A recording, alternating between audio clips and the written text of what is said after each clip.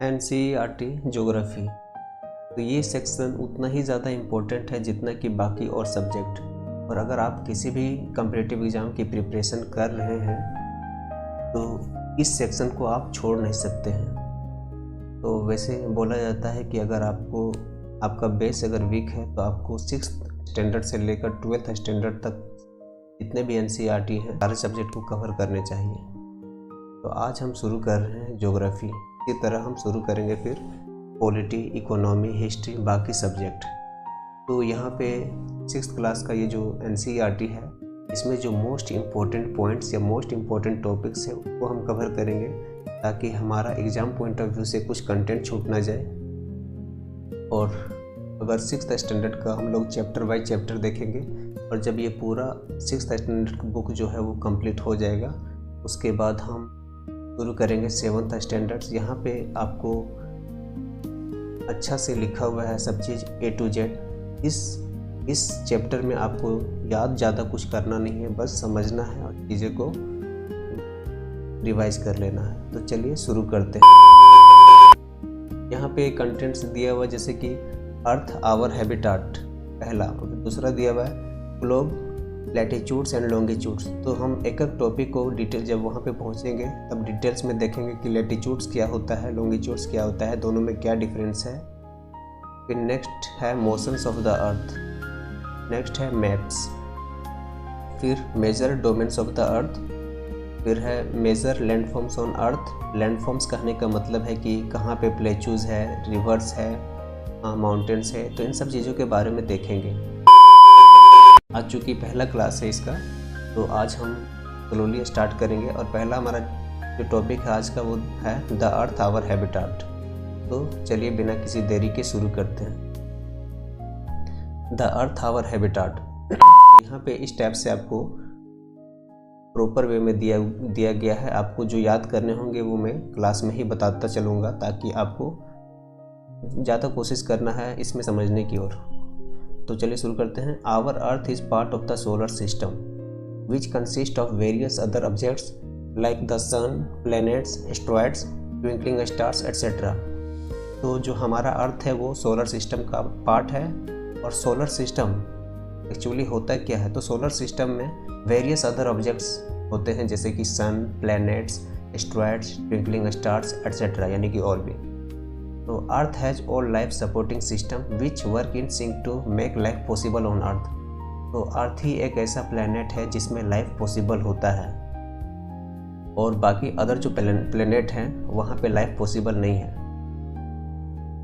फिर नेक्स्ट है what are celestial bodies. Celestial bodies होता क्या है, तो सेलेस्टियल बॉडीज़ को हेवनली बॉडीज़ भी बोला जाता है। जैसे कि यहाँ पे दिया हुआ है सेलेस्टियल बॉडीज़ और heavenly bodies are objects in space such as sun, moon, planet and stars. They are part of the universe. तो यहाँ पे जो सेलेस्टियल बॉडीज़ है या हेवनली बॉडीज़ है वो होते हैं एक ऑब्जेक्ट स्पेस में जैसे कि सन, मून, प्लैनेट्स, स्टार्स एट्सेट्रा। तो यहाँ पे सेलेस्टियल बॉडीज़ किसके पार्ट हुए, ये यूनिवर्स के पार्ट हुए।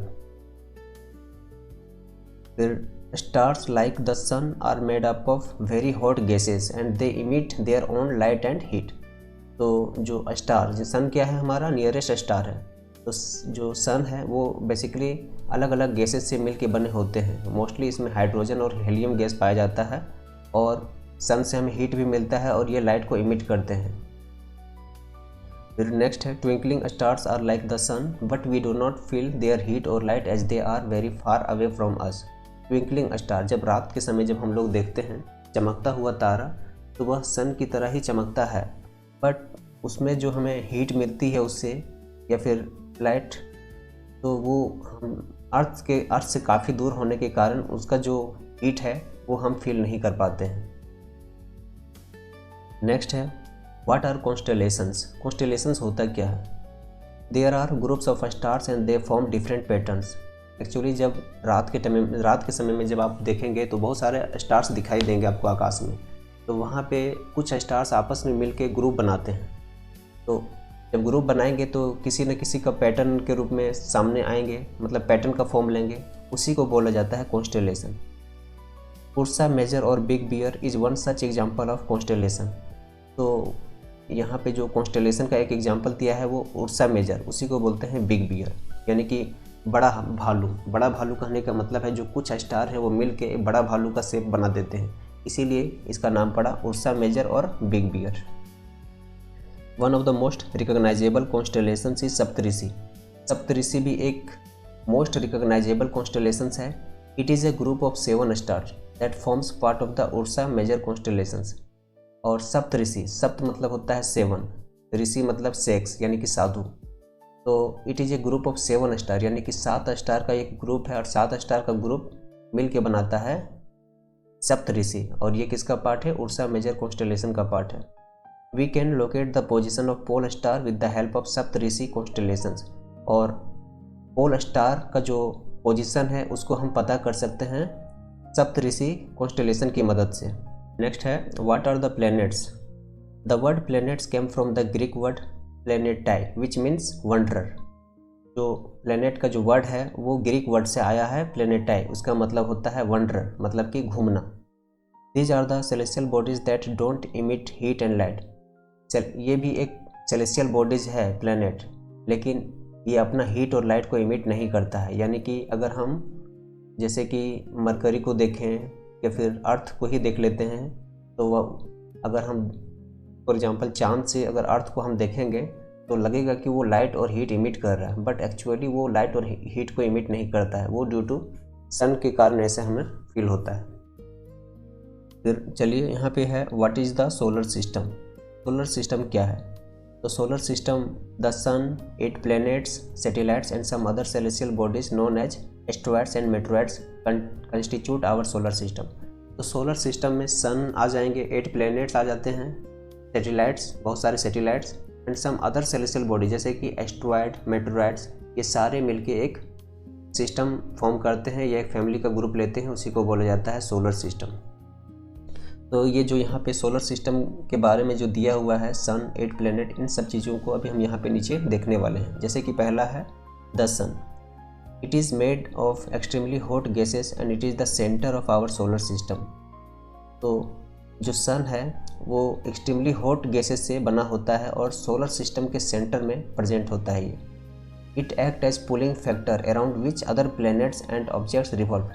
ये जो सन है वो एक तरह से पुलिंग फैक्टर के रूप में काम करता है और इसके जो सराउंड में जितने भी ऑब्जेक्ट हैं या प्लैनेट्स हैं वो उसके चारों ओर रिवॉल्व करते रहता है, यानी उसके चारों ओर चक्कर लगाता है। नेक्स्ट है the planets. There are 8 planets in our solar system. हमारे सोलर सिस्टम में टोटल 8 प्लैनेट्स हैं in order of their distance from the sun. अगर सन, क्योंकि यहाँ पे सन जो होता है वो सेंटर में होता है, उसके बाद बाकी प्लैनेट आते जाते हैं, तो ऑर्डर में देखेंगे कि सन के बाद कौन सा प्लैनेट आएगा, उसके बाद कौन सा, उसके बाद कौन सा। तो यहाँ पे एक सीक्वेंस में दिया गया है। जैसे कि सबसे पहला है they are Mercury, Venus, Earth, Mars, Jupiter, Saturn, Uranus, Neptune. तो यहाँ पे 8 प्लैनेट टोटल है, आप यहाँ पे काउंट भी कर सकते हैं। तो ये सब सीक्वेंस में है, यानी कि सन के नज़दीक में मरकरी, मरकरी के जस्ट बगल में वेनस, वेनस के जस्ट बगल में अर्थ, इसी तरह यहाँ सारा जो प्लैनेट्स है वो दिया हुआ है। All these planets revolve around the sun in an elongated orbit. तो यहाँ पे जितने भी प्लैनेट्स हैं वो सन के चारों ओर कुछ इस तरह से चक्कर लगाते हैं। यहाँ पे मैं आपको कुछ बना के दिखाता हूँ। जैसे कि मान लीजिए ये हमारा रहा सन, अब इसके चारों ओर जो बाकी प्लैनेट हैं वो कुछ इस तरह से चक्कर लगाते हैं। थोड़ा सा यहाँ पे फिगर उतना अच्छा नहीं बना, बट इलिप्सॉइड, आप इलिप्स पढ़े होंगे तो इस टाइप से इमेजिन कर सकते हैं। चलिए ये हो गया। उसके बाद Mercury is the nearest to the star. यहाँ पे देखिए मरकरी पहले में लिखा हुआ है, तो इसीलिए बोला गया यहाँ पे कि Mercury is the nearest to the sun and it takes only 88 days to complete 1 orbit around the sun. तो यहाँ पे मैं कुछ समझा देता हूँ बातों को। जैसे कि जो सबसे नज़दीक प्लैनेट है सन के वो है मरकरी, ये पॉइंट आपको याद रखने हैं। And it takes only 88 days, मतलब 88 दिन, सिर्फ ये 88 दिन लेते हैं समय, ताकि सन के, ये जो सन है उसके चक्कर लगाने में जो मरकरी है मात्र एक चक्कर लगाने में 88 डे का समय लेता है। तो उसी को जो ये चक्कर लगाता है सन के चारों ओर, उसी को बोला जाता है ऑर्बिट। ठीक है, तो 1 orbit around the sun. Next है Venus. Venus is called earth's twin because of its same size and shape which is very much similar to that of earth. Mercury के बाद आता है वीनस। वीनस को बोला जाता है कि ये अर्थ का ट्विन है, क्योंकि इस वीनस का जो साइज है वो अर्थ से काफ़ी ज़्यादा मिलता जुलता है, शेप भी ऑलमोस्ट सेम ही है, इसीलिए इसको बोला जाता है अर्थ ट्विन। नेक्स्ट है earth. It is the third nearest and fifth largest planet in our solar system. तो हमारे सोलर सिस्टम में अर्थ तीसरा सबसे नज़दीक और पांचवा सबसे बड़ा प्लेनेट है। It is slightly flattened at poles. तो ये पोल्स की तरफ थोड़ा सा फ्लैटेंड है। That's why its shape is describe as geoid. इसीलिए इसका शेप को बोला जाता है जियोइड। यानी कि अगर नॉर्मल भाषा में हम देखें तो इसको हम बोल देते हैं कि ये जो अर्थ है वो सर्कुलर है, या फिर लेकिन ऐसा है नहीं, इसका जो शेप है वो जियोइड है। अभी हम अर्थ के बारे में ही यहाँ पे पढ़ रहे हैं, कुछ पॉइंटर्स दिए हुए हैं, जैसे कि life favourable condition such as presence of water, air and neither too hot nor too cold temperature etcetera makes the earth is a unique planet. तो यहाँ पे जो अर्थ में है वो एक लाइफ फेवरेबल कंडीशन है। यहाँ पे जैसे कि यहाँ पे वाटर, एयर का प्रेजेंस है, पानी है, हवा है। यहाँ पे जो टेम्परेचर है वो ना तो ज़्यादा गर्म है और ना ही ज़्यादा ठंडा है, इसीलिए अर्थ को एक यूनिक प्लेनेट के रूप में बनाता है।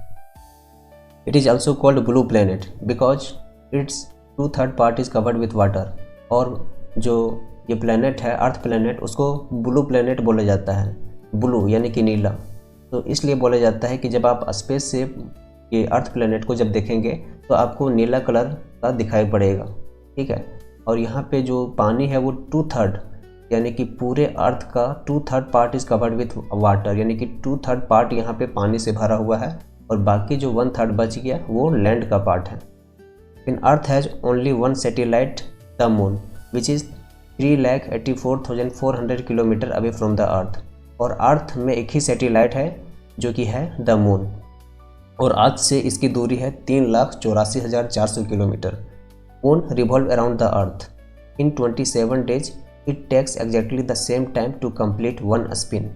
तो मून जो है वो अर्थ के चारों ओर रिवॉल्व करने में इसको 27 days का समय लग जाता है, और 27 days का ही समय में ये अपनी ओर बल्कि अपने एक्सिस के चारों ओर रोटेट करता है। Asteroids. There are numerous tiny bodies which move around the sun. और बहुत सारे ऐसे टीनी बॉडीज़ हैं जो कि सन के चारों ओर मूव करते हैं। They generally found between orbits of Mars and Jupiter. मतलब मार्स और जुपिटर के बीच में जो भी ऑब्जेक्ट या फिर न्यूमरस टीनी बॉडीज पाए जाते हैं उसी को बोला जाता है asteroid. They are considered as part of the planet which exploded many years back. ये भी प्लैनेट का ही पार्ट है जो कि बहुत साल पहले एक्सप्लोड यानी कि फट गया था। Meteoroids.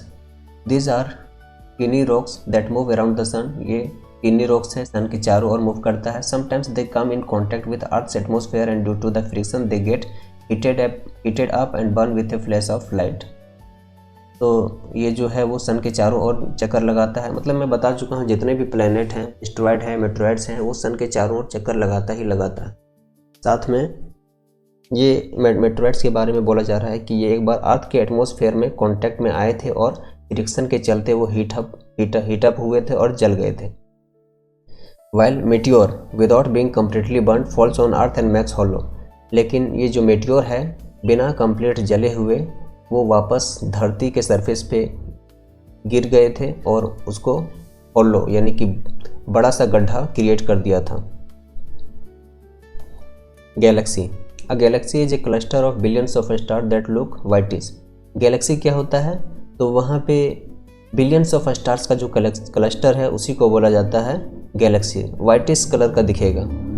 The Milky way is such an example. इसका एक उदाहरण के रूप में अगर देखा जाए तो द मिल्की वे है। Our solar system is part of galaxy which is called Akashganga. तो जो हमारा सोलर सिस्टम है वो किसका पार्ट है? कौन सा गैलेक्सी का पार्ट है? आकाशगंगा का पार्ट है। The whole universe is made of millions of such galaxies. तो जो यूनिवर्स है वो बहुत बड़ा है, यानी वहाँ पे मिलियंस ऑफ सच गैलेक्सीज पाए जाते हैं। और यहाँ पे कुछ इंटरेस्टिंग पॉइंट्स दिए हुए हैं, जैसे कि Jupiter, Saturn, Uranus have rings around them which are belt of small debris. तो जुपिटर, सैटर्न और यूरेनस के चारों ओर रिंग बना हुआ है। और रिंग क्या चीज़ का बना हुआ है? वो है small debris. Sol, Sol in Roman mythology is the sun god. तो सोल, सोलर सिस्टम यानी कि सोल, सोल को रोमन मैथोलॉजी में हम सन गॉड से जोड़ते हैं। सोलर मीन्स होता है it is related to the sun, the family of sun is therefore called, solar मतलब होता है it is related to the sun, और सन का जो फैमिली है उसी को बोला जाता है solar system. A satellite is a celestial body that moves around the planets in the same way as the planets move around the sun.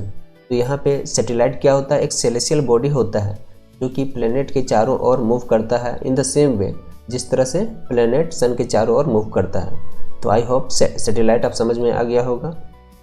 Next है human made satellite.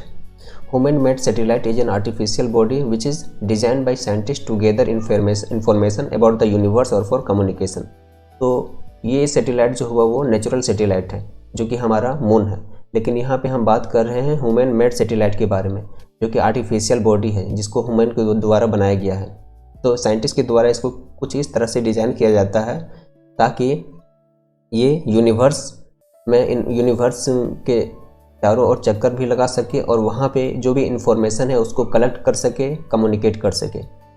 The moon and the planet shine due to reflected sunlight according to Aryabhatta. तो आर्यभट्ट के अनुसार जो moon और planet चमकता है वो सन के रिफ्लेक्शन के कारण ही चमकता है। Light travels at the speed of 3 lakh kilometre पर सेकेंड। तो जो लाइट ट्रेवल करता है उसका क्या स्पीड है, तो इसको आप किलोमीटर पर सेकेंड में भी याद रख सकते हैं और मीटर पर सेकेंड में याद रखने के लिए इसको 3 × 10⁸ मीटर पर सेकेंड भी बोल सकते हैं। The light of sun takes about 8 minutes to reach the earth. Light, sun का जो लाइट है वो अर्थ तक पहुंचने में इनको लगभग 8 मिनट का समय लग जाता है। तो ये हमारा पहला चैप्टर था। मिलते हैं नेक्स्ट लेक्चर में, तब तक के लिए जय हिंद, जय भारत।